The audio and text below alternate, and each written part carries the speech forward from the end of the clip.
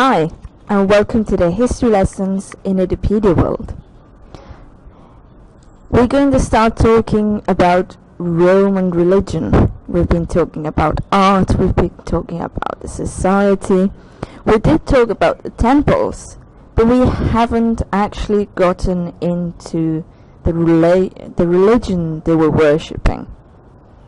And you can't do a lesson about ancient Romans without going, at least briefly, into the main Roman gods. And that's what we're going to be doing today. As you probably know, most of the popular and well-known gods come from Greek influences. They're basically the Greek gods, just with different names and different myths. We will also have the assimilation of foreign gods that we've talked about before. So some Roman gods start taking the roles of our ancient gods from other cultures. So for example, Helios, there was a sun, will be associated to Apollo, as we'll see.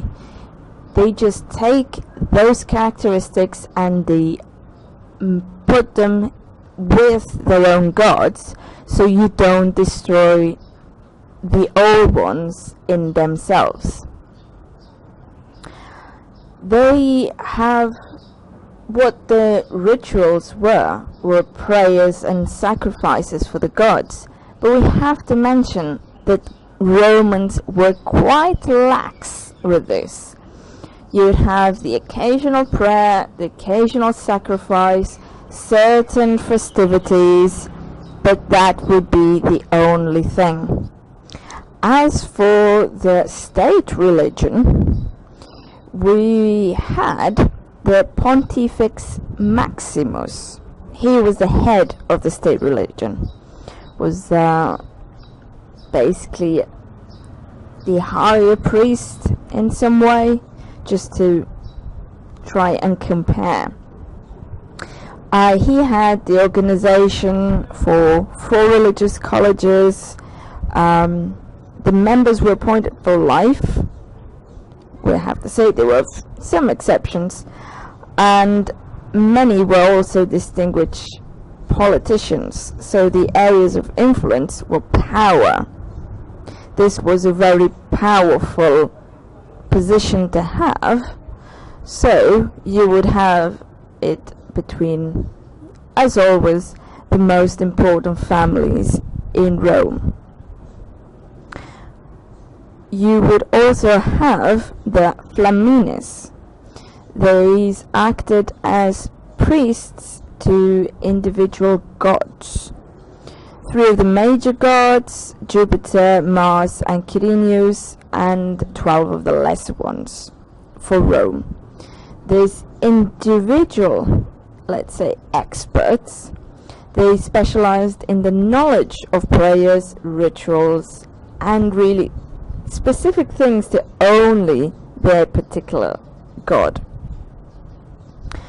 You would also have the Flamandialis. This would be the priest for Jupiter, and he would be the most senior of the Flamines that we've talked about before.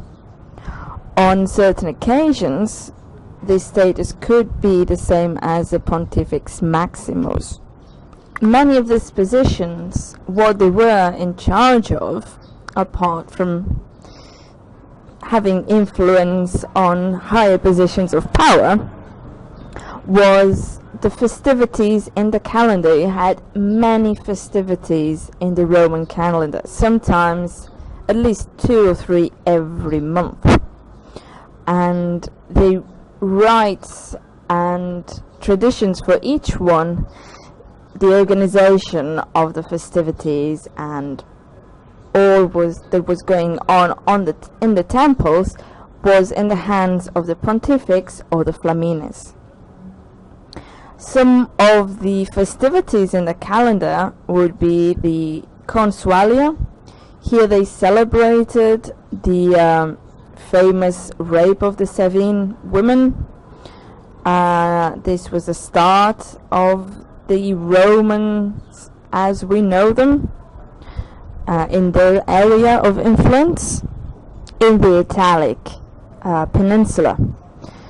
You can search for it, or we'll have a look at it further on. This was when they didn't have women, and they went and found women in one of the tribes or the groups that were nearby in the Italic Peninsula, and well, it was not consensual at that moment. This was held on the 21st of August and was a main event for chariot racing. So it also had opening ceremonies and festivals and acts in the Circus Maximus. So it was a great festivity. It was not just prayers in the temple. It was also festivals in honor of Hercules, Vulcan, Diana. The idea could be somber, but it was really dignified with joyful events. Another example is Paternilia in February. This was a period of 9 days in which the families would worship the dead ancestors. During this time, no official business was conducted, and all the temples were closed, and you could not get married. It was not the moment to get married. And just lastly, in February, there was a Lupercalia, a festival of fertility that was most likely connected to Faunus, and it had ancient rituals. This is not a main god. We would go to more mythical times in Roman origins. The ceremonies would begin in the cave, where the legendary twins Romulus and Remus were believed to have been taken in by the wolf. And you would have a place where goats and dogs were sacrificed, and their blood was daubed onto the faces of 2 young boys of important families, dressed in goat skins and carrying strips of leather in their hands. This would be one of the main, or one of these really pagan rituals that Romans had taken into their hands and adapted to this myth. But let's go and have a look at the main gods that we all probably have heard about. And how are they organized? Well, first we had Satan and Ops. Ops is not very well known. Most of these first gods, they take the characteristics of really, really older gods that then, as we've said before, they are these characteristics and normally tasks are taken over by newer gods. But these are still known as the parents of most of the most worshipped gods in Roman times. So Satan and Ops gave birth to Jupiter, Juno, Ceres, Pluto, Neptune, and Vesta in Roman myths. They are all brothers and sisters, and Jupiter and Juno are married.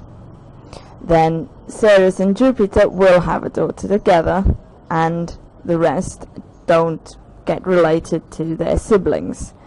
We could find it strange, but in many ancient mythology, as they were the first ones to exist, the only options for partners were their own siblings.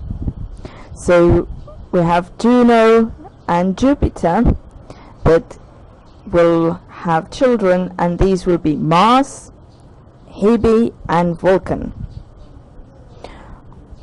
Then Ceres and Jupiter will have just one daughter, Proserpina, that will end up marrying her uncle Pluto. And then Jupiter, as we know, or if you don't know, I'll tell you now, he had many children, not with his wife. There's many nymphs, humans, other goddesses. Basically anything that moved could be taken by Jupiter. And we have Jupiter and Leto. She was a nymph, and that will result in Diana and Apollo that we'll talk about. Then Jupiter by himself will give birth to Minerva, one of the goddesses of war. It's a curious story, but yes, he had a headache one day, and a really bad headache. One of the versions is that he had this great migraine, and as he was fed up of it, he went to his son Vulcan and asked him to open a hole in his head to release the pain. And when he did, Minerva came out of there and was birthed. Yes, myths. That's how myths work. But in this case, there was no female intervention.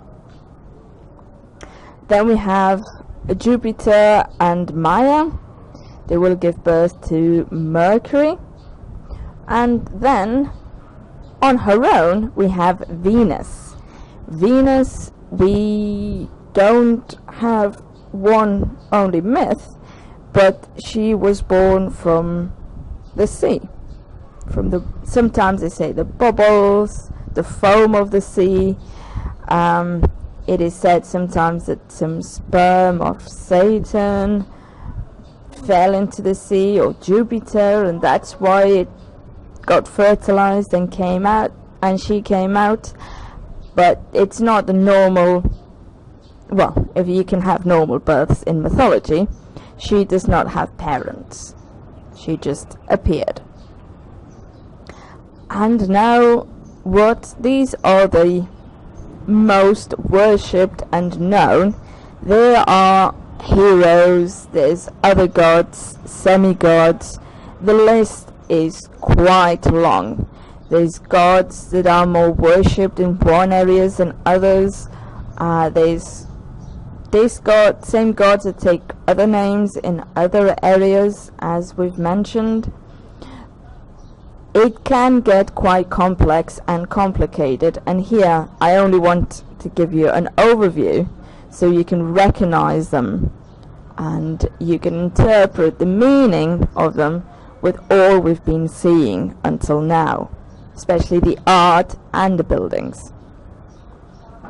And later on, when we look at politics, the gods can be important. Starting with the ruler of the gods. It's not Satan, it's Jupiter. He is the god of lighting, the god of the sky, and thunder. He is married to Juno.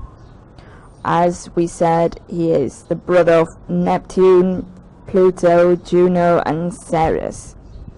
His attribute, as you've seen, and you can see in his hand in the picture, is a lightning bolt. He can throw lightning bolts from the sky to make justice.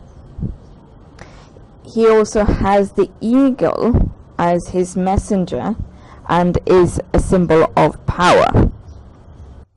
He was considered the patron of Rome, and in his main temple in the city of Rome, it was the place where you would have state businesses and sacrifices for the state and for the well-being of the Roman Empire done there. The temple of Jupiter in Rome was one of the largest, and it gives us an idea of how important this god symbolized the power of Rome. And here we have his sister and wife, Juno. She was obviously considered the queen of the gods, as Jupiter is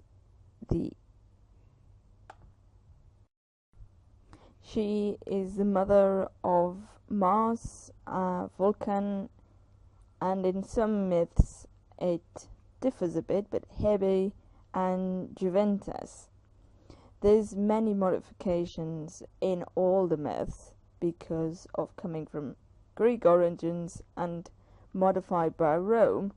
You increase, decrease, and change and modify, and sometimes you do have names that pop up only in one or two myths, and you never know if they're associated or not. She was also the protectress of the Roman state, considered the guardian of the empire's finances, and the matron goddess of all Rome. One of the major festivities for her was the Matronalia, the matron. She gave the character, she was the symbol for the more elder woman in the house. When you'd had your children and your children were older, your status increased, and some women when they got into their older years, after they'd taken care of all the children, they started getting into higher positions. Also, as a curiosity, if you've seen, many of the months of the year come from Roman names, and June actually comes from Juno. Then we have her brother. He is the god of the underworld, and we don't have that much information on him, on that many myths. He's also always in the underworld, and he has his three-headed dog, Ceres. And one of his main myths is the kidnapping of his niece, Proserpina, whom he will marry. So his wife is his niece that he kidnapped. He takes care of the souls and the well-being and correct working of, it's not hell and it's not heaven, it's only the underworld for Romans. We'll mention it, but the underworld for Romans sometimes can sound a bit boring, because it's not the same as Christianity. There is no heaven, there is no hell per se. There are areas where evil might get punished, but not in the same concept as we do. So he wasn't intrinsically evil. He was more of the manager of the underworld, a really shady place that you're not looking forward to. In contrast, we have his sister and mother of Proserpina, the niece that Pluto kidnapped. She is the corn goddess. She is the eternal mother, the grain mother, the goddess of agriculture, crops, initiations, and sometimes lawgiver. She protects women, motherhood, and marriage. Her worship is worship of fertility rites because she is associated with agriculture. Sometimes she's also associated with the dead because of the kidnapping of her daughter. Ceres embodies the seasons, where you sow your crops and you take care of the land, and she will give richness to you. The seasons, though, as we know, in many places, have winter, have lower moments where you can't really work on the fields. This is explained by the sorrow and the sadness that she feels because of the kidnapping of her daughter.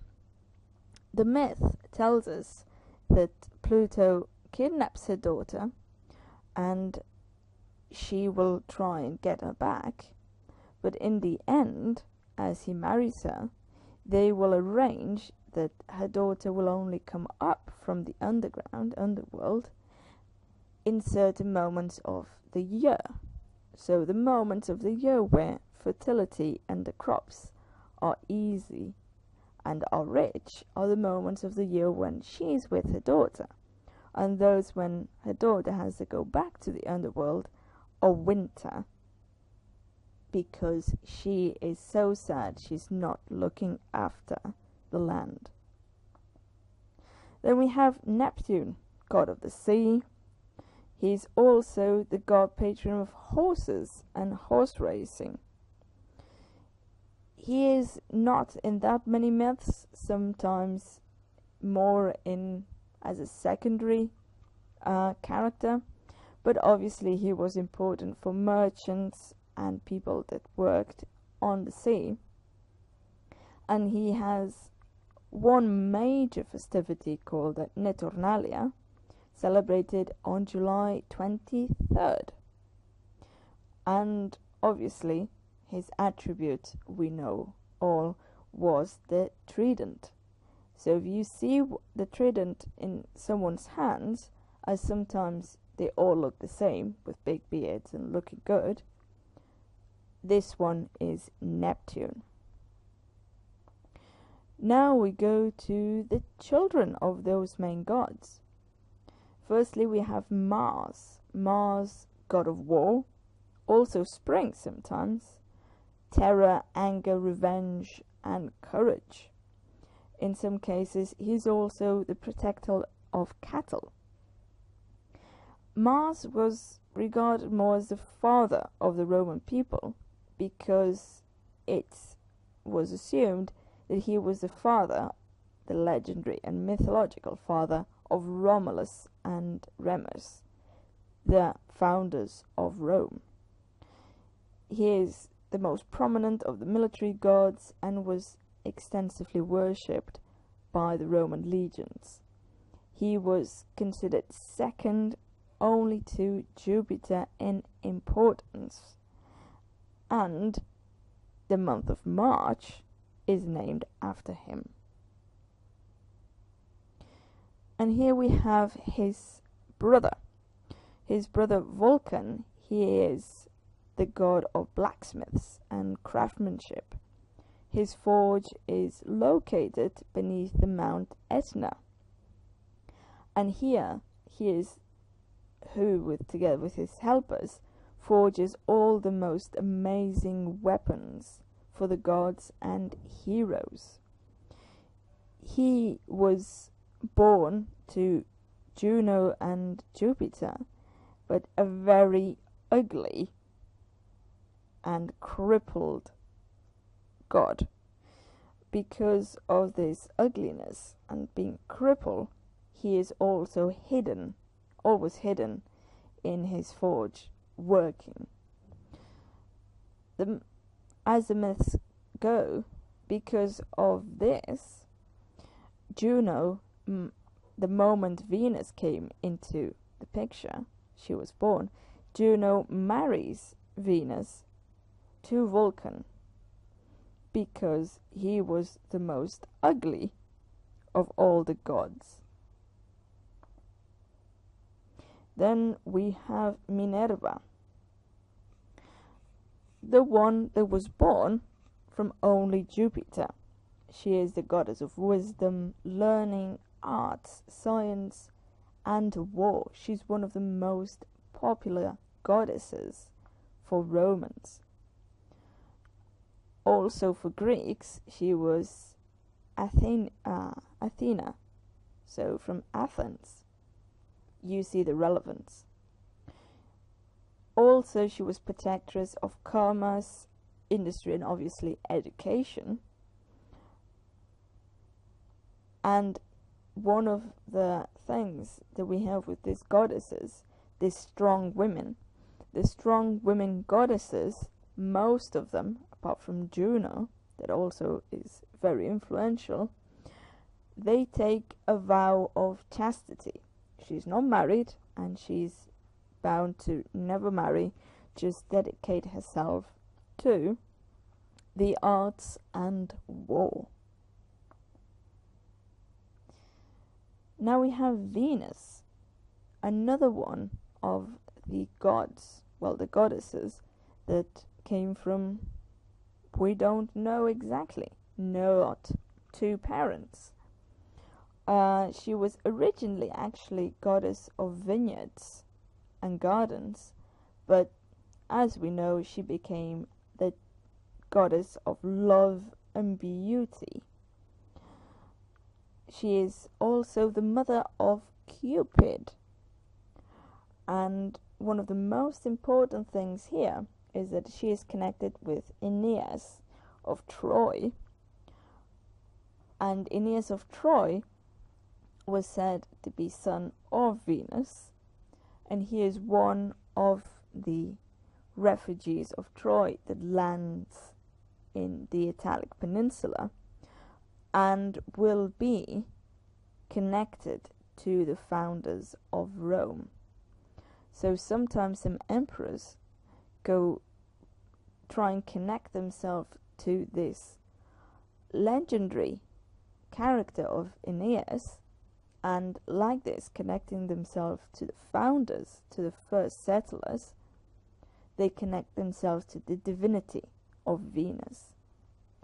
She is, as we've said, the wife of Vulcan, but she was never faithful. Another really important god that we haven't mentioned is Bacchus. His birth is also controversial.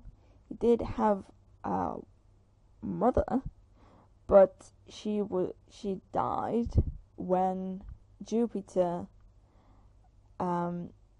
showed himself to her in his godly splendor, because she was human and could not take that.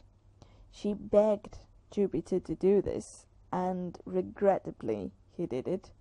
And as she was pregnant, the child survived, and Jupiter stuck it to his calf until the time of birth. He is the god of grapes, harvest, winemaking, rituals of madness and ecstasy. We saw that Dionysiac fresco in Pompeii is the same name for Bacchus. Dionysius is the Greek name that is also used many times. He went around with a chariot pulled not by horses but by exotic animals like panthers and lions, and was always surrounded by satyrs and nymphs. Now we've got Diana. This one I'm pretty sure you've also heard about a lot. She is the moon goddess, the huntress. She is a virgin, and she took the vow of chastity because it is said that she is the first of the twins to be born. She's a twin to Apollo. She was born first, and as gods go, they're just born adults. And she helped her mother deliver her brother Apollo. Because of seeing childbirth, she decided that she did not want to go through that. She is a protector of woods, forests, animals, mountains, as goddess of hunt. She normally appears with his bow and arrow, and sometimes with a half moon on her forehead. She is followed by groups of forest and water nymphs that also take a vow of chastity. She represents strength, athletic grace, beauty, and, as we've said, amazing hunting skills. She's with Minerva, these two independent woman goddesses that give us a bit of a biased idea, because women could not do what they do, but you still have these symbols in really ancient Rome. Her twin brother is Jupiter. He is the god of music. He has his golden lyre that he is always playing.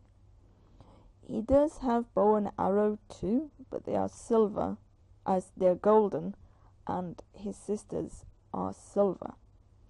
He was associated, as I was saying, with Helios. Helios was the god of the sun that moved around with a chariot. That explained why the sun moves across the sky.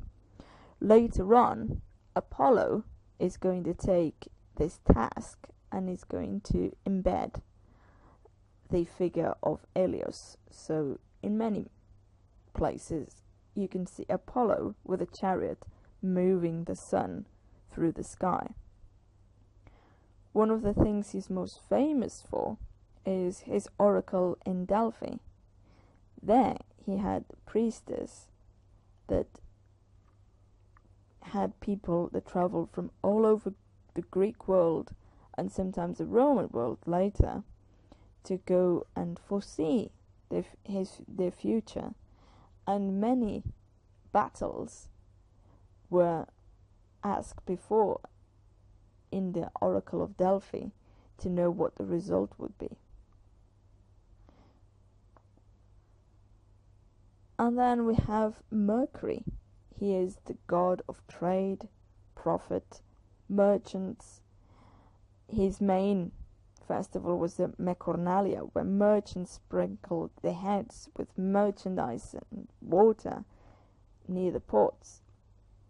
He is also carrying the Caduceus, a staff with two intertwined snakes, so sometimes he's mistaken by god of medicine. He is a god of merchants, and he has this sandals with wings, or here we can see a hat with wings that made him able to fly around. The purse that he's carrying is the symbol that we have of his connection with commerce. And finally, we have Vesta. Vesta is sister to Juno, Jupiter, Pluto, and Neptune. She's the goddess of fire and very associated. She is only in Roman mythology. This fire, both sacred and domestic, was kept in her temples. She is also patroness of Bacchus and chief festival of a very important festival. That's the Vestalia on June the 7th. We'll see why. She is one of the most worshipped Roman deities. Why? Because Romans worshipped the Vestal virgins. The Vestal virgins were always 6 young women that were traditionally chosen from old patrician, old important and wealthy families from Rome at a young age. They would serve up to 10 years in novices and actual 10 others performing their actual duties. By then, finally 10, they would be teaching the new novices. They lived in a building next to the small temple of Vesta in the Roman Forum. Their most important duty was to guard the sacred fire of the temple, the sacred fire given by the gods. Other duties, and they would be punished severely if anything happened to that fire. It's assumed that it was a fire that was given by the gods and was giving the power and life to the Roman Empire. You had also a vow of chastity. They were all virgins, and they would do some rituals like actually baking a sacred salt cake to be used in the ceremonies during the year. But it was a great honor to be a Vestal virgin. You had influence. Your family was one of the most important in Rome. It's also one of the things that it said is that a criminal who was condemned to death, if he could see a Vestal virgin, he could be pardoned, actually. This was how important and how strange to see them outside was. You had them only in the temples. And lastly, we can't forget about the household spirits. These are the Lares gods. In Roman religion, every household had its own personal spirits that protected them. The Lares gods were the spirits of the family ancestors sometimes, or they were associated with that. And you'd have these figurines in a little house, a little shrine at the end of the garden. There you would have some wine, some bread as sacrifices, as offerings for these gods. You would have some bigger worships during special days, but you would normally, maybe if someone was devout, go once a day in the morning to the end of the garden to ask for the protection of the household gods. This was the overview on the main rituals and main gods in Roman religion. I hope you enjoyed it, and see you in the next lesson.